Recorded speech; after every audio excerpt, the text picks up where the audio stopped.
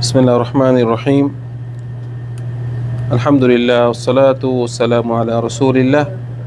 আম্মা বা'দ। সম্মানিত আমার দ্বীনী ভাইরা, আসসালামু আলাইকুম ওয়া রাহমাতুল্লাহি ওয়া বারাকাতুহু। আজকে আমাদের রিয়াদুস সালিহিনের ৭৭ নাম্বার পর্ব নিয়ে আমরা আলোচনা করব। এখানে যেই হাদিসটি এনেছেন ইমাম আন-নাওয়ী রাহিমাহুল্লাহ, সেটি হলো হাদিস, আমরা এখনও যেই অধ্যায়ে আছি সে অধ্যায়টি হলো যে ভালো কাজের পথসমূহ। আমাদেরকে বিভিন্ন ভালো কাজ আমাদেরকে দেখিয়ে দিচ্ছেন বিভিন্ন হাদিসে। আমরা যেন এই সমস্ত হাদিস শুনে আমরা নিজেদের মধ্যে প্র্যাকটিক্যালকে আমল করে থাকি। এখানে যে হাদিসটি এনেছেন আবি মুসা আল-আশআরী রাদিয়াল্লাহু আনহু, তিনি বলতেছেন যে ক্বালা রাসূলুল্লাহ সাল্লাল্লাহু আলাইহি ওয়াসাল্লাম মান সাল্লাল বারদাইনি দাখালাল জান্নাহ। কেউ যদি বারদাইন নামাজ পড়ে, বারদাইন মানে বারদান, দুইটি নামাজের নাম কথা বলা হয়েছে। বারদান মানে শীতের সময় যেই 2 ওয়াক্ত নামাজ পড়ে। তো এই বারদাইন বলতে এখানে ফজর এবং আসরকে বুঝাইছে। কি বুঝাইছে? ফজর এবং আসরকে। এর অর্থ নয় যে কেউ ফজর আর আসর পড়লে অন্য ওয়াক্ত না পড়লে হবে না। এটাকে কি বলা হয়েছে, একটু গুরুত্ব বেশি দেওয়া হয়েছে। কারণ ফজরের সময়, শীতকালে ফজরের সময় কি থাকে, মানে আপনার শীতটা বেশি থাকে কখন? ফজরের সময়। আবার জোহরের সময় যখন নাকি আসর হয় তখন কমে যায়, সূর্যের তাপ কমে যায়, তখন আবার শীত শুরু হয়। তো শীতের শুরু, শীতের লাস্ট, এই দুটোটাই আপনার শীত। তো এই 2 নামাজের গুরুত্ব বেশি দেওয়া হয়েছে। যেভাবে নাকি হাফিযু আলা সলাওয়াতি ওয়াস সালাতিল উসতা, তোমরা সব নামাজ তোমরা কি সঠিকভাবে আদায় করো এবং সলাতুল উসতা আদায় করো। তো সলাতুল উসতা কি বলা হয়েছে? সলাতুল আসর। যখন 5 ওয়াক্ত নামাজ বলা হয়েছে, ওই 5 ওয়াক্ত নামাজের ভিতরে সলাতুল আসর আছে না? কিন্তু আবার কি বলছে? সালাতুল আসর আবার বলছে, মানে এটা এই নামাজের গুরুত্ব বেশি দেওয়া হয়েছে। ঠিক আছে? আমরা যদি কোনো একটা টিচার, কোনো একটা মানে মাদ্রাসার মানে স্কুলে হেডমাস্টার কোনো একটা টিচারকে বলে, আপনি আপনার ক্লাসের সব ছেলেদেরকে খেয়াল করিয়েন এবং মাসুদের দিকেও খেয়াল করিয়েন। তো মাসুদ তো আসলে কি আছে, সবচেয়ে ভিতরে আছে, কিন্তু বুঝে গেছে এই মাসুদ দিয়ে একটু বেশি খেয়াল করিয়েন আর কি। ঠিক আছে? তো এখানে সেজন্য তাকিদ করা হয়েছে সালাতুল ফজর এবং সালাতুল আসর। কিন্তু সালাতুল ফজরের ব্যাপারেও কিন্তু এটা আমরা গুরুত্ব দেওয়া, কারণ অনেক সময় অনেক ভাইয়েরা যে সালাতুল ফজরের সময় কি থাকে, ঘুমে থাকে। বুঝছেন? মানে খুব দুঃখ লাগে, দেখা যায় যে ডিউটি 7টা থেকে 7:30 থেকে ঘড়ি অ্যালার্ম দিচ্ছে 7টার সময়, সে 7:30 সময়, মানে রাত্রে ঘুমাবার সময় তার কি, হ্যাঁ, মানে রাত্রে ঘুমাবার সময় আপনার প্ল্যানই নেই নামাজ পড়ার, কিন্তু আপনার প্ল্যান ছিল, একান্ত উঠতে পারেননি, এটাও আল্লাহ মাফ করবে আশা করা যায়। কিন্তু যদি আপনার প্ল্যানই না থাকে ঘুমাবার সময়, তাহলে আপনি কিভাবে এটি আদায় করবেন?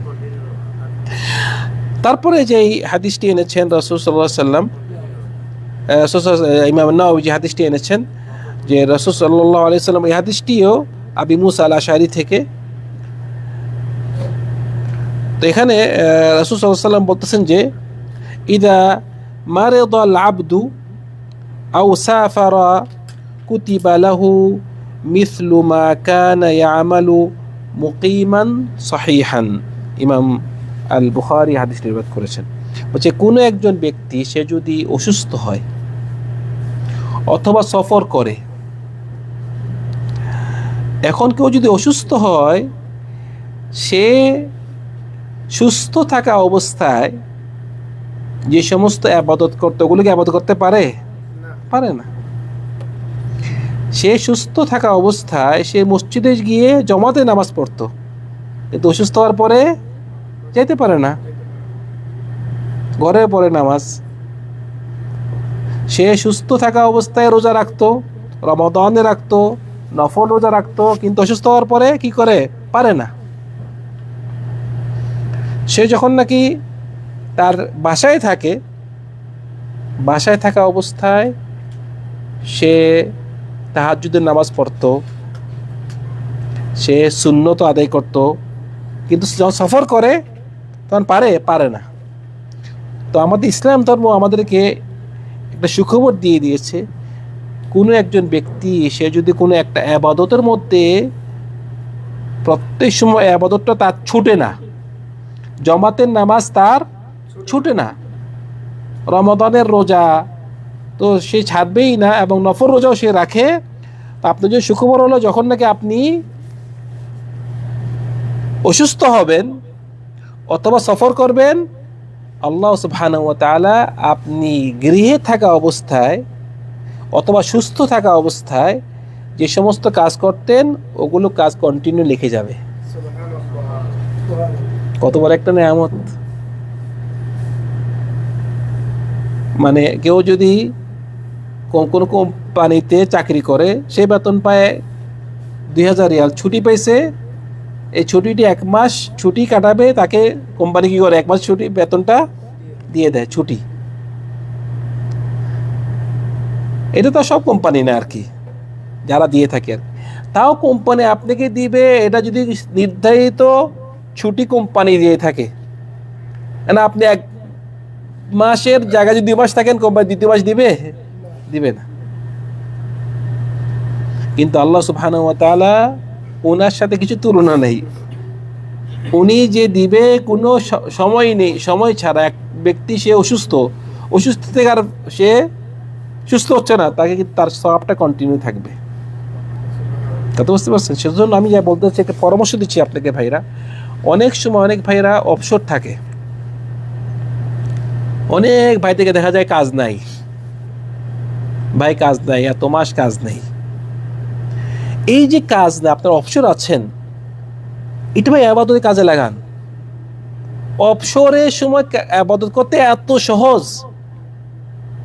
তা আপনি যখন নাকি অবসর সময় যদি আপনি সময়টাকে কাজে লাগান, আবাদতের মধ্যে লিপ্ত থাকেন, এমন আছে আপনি কাজে যখন লিপ্ত হয়ে যাবেন, কাজের জন্য যদি আপনি আবাদত নাও করতে পারেন, এমন আছে আল্লাহ সুবহানাহু ওয়া তাআলা আপনাকে ওই যে আপনি করতে আবাদতগুলো এগুলো আপনাকে কন্টিনিউ লিখে ফেলতে পারে। কথা বুঝতে পারছেন আমার? তো যাদের নাকি কাজ নেই, বেকার, তারা চেষ্টা করবো যে আমি যেহেতু আমার কাজ নাই, আমি ডেইলি 10 পারা কোরআন পড়বো। আমি ডিউটি করে 8 ঘন্টা ডিউটি করতাম না, আমি তো 8 ঘন্টা ফ্রি এখন, কাজ কি আমার? আমি ডেইলি 10 পারা কোরআন পড়বো। আমার কমপক্ষে মসজিদে যেন আমি আজানের আগে চলে যাব, আমি 12 রাকাত কমপক্ষে সুন্নত পড়বো, তাহাজ্জুদ পড়বো, সালাতুদ দুহা পড়বো। এই বিভিন্ন ইবাদতগুলো আপনি অভ্যাস করে ফেলেন, দেখবেন যে আপনি যদি ব্যস্ত হয়ে যান, আল্লাহ সুবহানাহু ওয়া তাআলা আপনার ওই ইবাদতগুলো ইনশাআল্লাহ লিখে যাবে। ঠিক আছে? সেজন্য আপনি কি করবেন, বিভিন্ন ইবাদতে যারা অবসর আছেন ইবাদতে লিপ্ত থাকবেন। তো কেউ যদি বুঝলাম, কেউ যদি আবার মানে কোনো একটি ইবাদত করেই থাকে, তার এই ইবাদতটি ছুটে না, সে সুস্থ অবস্থায় অথবা তার গৃহে থাকা অবস্থায় সে যদি সফর করে অথবা অসুস্থ হয়, আল্লাহ সুবহানাহু ওয়া তাআলা তাকে ওই ইবাদতটির কি ইবাদতের সওয়াবটি আল্লাহ সুবহানাহু ওয়া তাআলা কন্টিনিউ মানে লিখতে থাকেন, এটা বন্ধ করেন না। তারপরে দিয়ে যে হাদিসটি এনেছেন, হাদিস জাবের রাদিয়াল্লাহু আনহু, তিনি বলতেছেন যে রাসূল সাল্লাল্লাহু আলাইহি ওয়াসাল্লাম বলেছেন যে কুল্লু মারুফিন সাদাকা, যে কোনো ভালো কাজ করবে তুমি, যে কোনো ভালো কাজ করবে, এটা কি সাদাকা। ভালো কাজটি এটি হয় ইবাদত হতে পারে, না হয় কোনো মানুষের সাথে, কোনো মানুষকে খেদমত করা, কোনো মানুষকে খেদমত করলেন, উপকার করলেন, সাহায্য করলেন, যে কোনো ভাইয়ের একটি সমস্যাটা সমাধান করে দিলেন, দুইজনের মধ্যে আপনি ঝগড়া মিটমাট করে দিলেন, মোটামুটি যে কোনো ভালো কাজ, হয় ভালো কাজটি ইবাদত হোক, নয় অন্য কোনো আল্লাহর বান্দার সাথে হোক, কোনো একজন মুসলিমকে খুশি করলেও তাকে খুশি করে দিচ্ছেন, খুশি করাটা কি সাদাকা হয়ে যাচ্ছে। তাবাসসুমু কাফি ওয়াজহিকা সাদাকা, আপনি মুস্কি হাসছেন তাও কি হচ্ছে, সাদাকা হয়ে যাচ্ছে। ভালো কাজ আদেশ দিচ্ছেন, খারাপ কাজ নিষেধ করতেছেন, সব সাদাকা হয়ে যাচ্ছে। সেজন্য যে কোনো ভালো কাজ, এই ভালো কাজটা ইবাদত হতে পারে, অথবা যে কোনো মানুষের সাথে কোনো একটি কাজ করলেন, তার উপকার করলেন, তাকে খুশি করলেন, এগুলো সব কি হচ্ছে, সব সাদাকার আপনার সওয়াব হয়ে যাচ্ছে। এই হাদিসটি ইমাম বুখারী রিওয়ায়াত করেছেন। তারপরে যে হাদিসটি এনেছেন, হাদিস জাবের রাদিয়াল্লাহু আনহু থেকেই, রাসূল সাল্লাল্লাহু আলাইহি ওয়াসাল্লাম বলছেন, মা মিন মুসলিমিন ইয়াগরিসু গারসান ইল্লা কানা মা উকিলা মিনহু লাহু সাদাকা। কেউ যদি কোনো গাছ লাগায়, কেউ যদি কোনো গাছ লাগায়, তাহলে এই গাছ থেকে যদি কেউ কিছু খায়, এই গাছ থেকে কেউ কিছু খায়, তাহলে গাছ থেকে খাবে, ওর জন্য সাদাকা হবে। যে গাছ লাগাবে সে সাদাকা দিয়ে থাকবে। যত মানুষরা গাছ থেকে, সে অনেক ভাইরা রাগ করে আমার গাছ থেকে মানুষরা খায়, চুরি করে খায়। আরে চুরি করে খাইলে তো আপনার লাভ, ও গাছ খাবে, ও খাবে, আপনার কি সাদাকা দেওয়ার, আপনি সওয়াব পেয়ে যাবেন। বলছে ওয়ালা সুরিকা মিনহু লাহু ওয়ামা সুরিকা মিনহু লাহু সাদাকা, যে তার থেকে কিছু চুরি হয়, দেখছেন আবুল কালাম ভাই, চুরি হয়েছে আপনার থেকে, মানে আপনি সব টাকাগুলো কি সাদাকা দিচ্ছেন। কাউতে যদি কিছু চুরি হয়, তাহলে চুরির টাকাটা কি, তার সাদাকা, সে সওয়াব পেয়ে যাবে। ওয়ালা ইয়ারজাউহু আহাদুন ইল্লা কানা লাহু সাদাকা, তার সম্পদ থেকে যদি কিছু কমে, মানে তার টাকা পয়সা থেকে কেউ কিছু কমাই দেয়, মানে যে কোনোভাবে তার কিছু কমই গেলে, এই কমাটাই তার জন্য কি সাদাকা। সেজন্য কাউতে, মানে কাউর যদি কোনো টাকা পয়সা হেরে যায়, চুরি করে, চুরি হয়ে যায়, টাকা পয়সা কিছু কমে যায়, তো এগুলো সব মনে করেন সাদাকার আপনি সওয়াব পেয়ে যাচ্ছেন। আপনি গাছ লাগিয়েছেন, গাছ থেকে কেউ খেয়ে ফেললো, অথবা আপনি কোনো একটি কার্টুন রাখলেন, একটা পানি কার্টুন রাখলে কেউ পানি কার্টুন থেকে পানি একটা খেয়ে ফেললো, সব কি হচ্ছে আপনার সাদাকার, আপনি সওয়াব পেয়ে যাচ্ছেন। তা আমরা আমাদের এই পর্বতে শেষ করছি। আল্লাহ সুবহানাহু ওয়া তাআলা আমাদের সবাইকে বিভিন্ন ভালো কর্ম করার তৌফিক দান করুন। ওয়া সাল্লাল্লাহু আলা সাইয়্যিদিনা মুহাম্মদ ওয়া আলা আলিহি ওয়া সাহবিহি আজমাইন। আসসালামু আলাইকুম ওয়া রাহমাতুল্লাহি ওয়া বারাকাতুহু।